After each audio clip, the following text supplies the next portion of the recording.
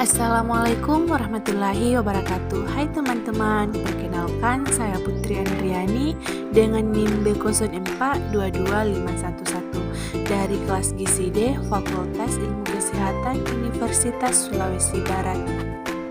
Nah, pada kesempatan kali ini saya akan membahas materi mengenai sifat-sifat kimia oleh dosen pengampu. Dengan hormat saya sebut namanya Ibu Anissa Dwi Rizky Abdullah MSI APT. Nah, adapun outline dari materi saya yaitu mengenai pengertian sifat kimia, ciri-ciri sifat kimia, dan contoh sifat kimia. Nah, adapun pengertian sifat kimia. Sifat kimia merupakan karakteristik zat yang bisa diamati saat menjadi partisipan di dalam makna reaksi kimia. Adapun contoh dari sifat kimia termasuk ke dalam zat yang mudah terbakar, stabilitas kimia, toksitas, dan panas pembakaran. Sifat kimia tersebut seringkali digunakan untuk membuat klasifikasi penerapan kimia, terlebih pada label yang ada di wadah serta area penyimpanan. Nah, sifat kimia sendiri bisa dikontraskan dengan sifat fisika yang mana bisa dilihat tanpa mengubah struktur zat. Akan tetapi untuk banyak sifat di dalam lingkup kimia, fisika, dan juga disiplin ilmu lainnya pada batas antara kimia dan fisika. Perbedaannya mungkin saja hanya terkait perspektif peneliti. Untuk sifat material baik itu fisika ataupun kimia bisa dipandang sebagai superfeit, yaitu sekunder dari realita yang mendasarinya. Adapun ciri-ciri sifat kimia. Ciri-ciri sifat kimia dari sebuah zat yang berhubungan dengan terbentuknya zat jenis bari, yaitu sesuai dengan contoh. Sifat kimia yaitu mudah terbakar, membusuk, meledak, berkarat, dan beracun, dan lain sebagainya. Di bawah ini adalah beberapa contoh sifat kimia pada suatu zat yang perlu diketahui antara lain.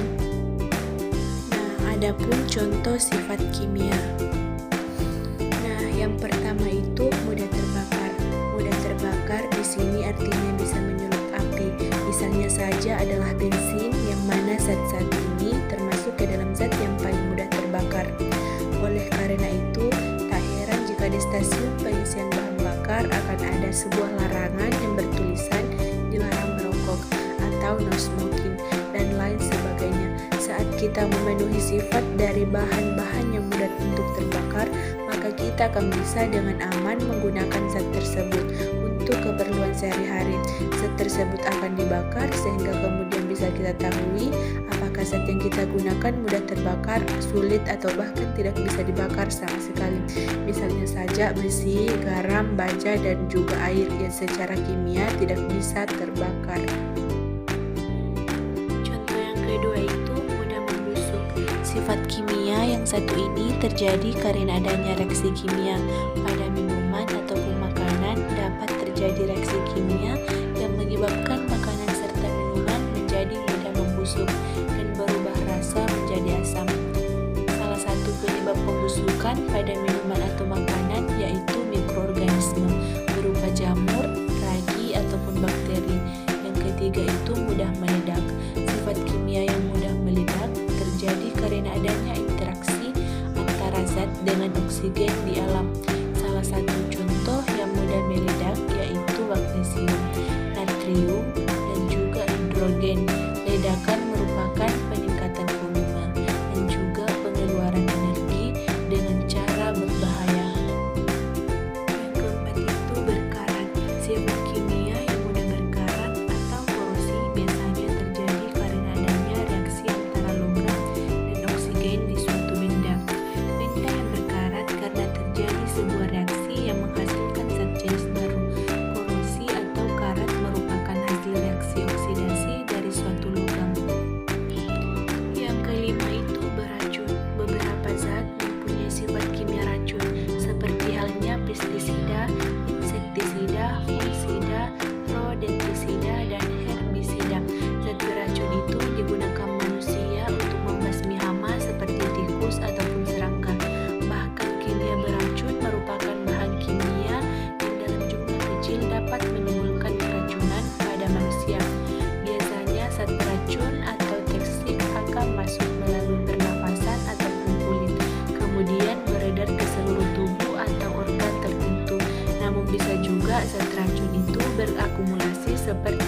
dari golongan pestisida antara lain organo, fosfat, argano, kloroin, karbonat, dan arsen.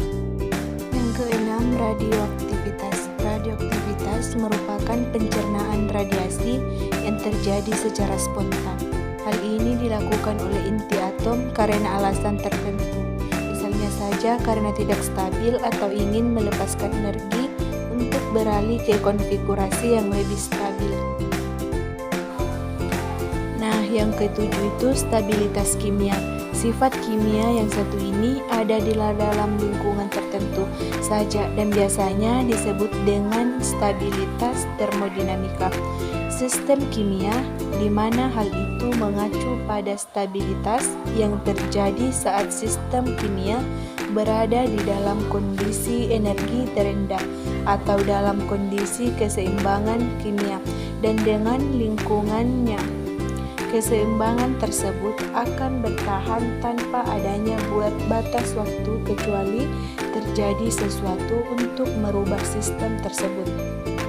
8. Kelarutan. Kelarutan diartikan sebagai jumlah maksimal suatu zat yang bisa larut di dalam zat lain. Hal ini merupakan jumlah maksimum zat yang terlarut dan bisa dilarutkan di dalam pelarut pada kesetimbangan yang menghasilkan larutan jenuh. Saat kondisi tertentu sudah terpenuhi, maka zat terlarut tambahan bisa dilarutkan di luar titik kelarutan kesetimbangan, yang mana bisa menghasilkan solusi jenuh. Di luar kejenuhan tersebut akan menambahkan lebih banyak zat terlarut yang tidak bisa meningkatkan konsentrasi larutan. Begitupun sebaliknya, zat yang terlarut berlebihan akan mengendap dari larutan. 9. Elektronegativitas.